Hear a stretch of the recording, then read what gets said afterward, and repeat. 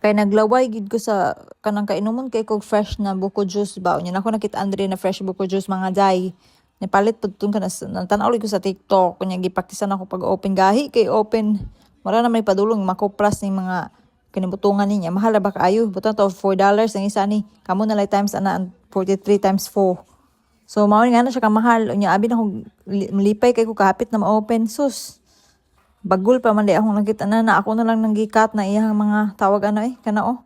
dugay kay siya na open hapit na ko mo pag-asa na gani kay ako na dyan na siyang nga na ako nang gitad-tad kay gahi kayo padung na dyan siya magkupras lipay kayo dyan kay abig lami lipay gid kay ko kay makainom na gid ko after 3 years of fresh buko juice nilain kay lami siya kay padung na dyan siya magkupras niya lahi gid siya glasa kini mangod kay made in Thailand siya lain kay siya lami parehira siya nang nasa mga tindahan na in can good kuan siya wa jud kasabot murag na filter or gibutangan nila og preservative or basta dili siya tami siya pero lain gid siya di siya para sa Pinas akong gitag-ag chance gamay hay manon siya padulong ako plus ang iyang unod ako na siyang gikan kong kawa pag-asa na mabuak na ko ni kay mabuak na lang ni bench top di sa kusina kanang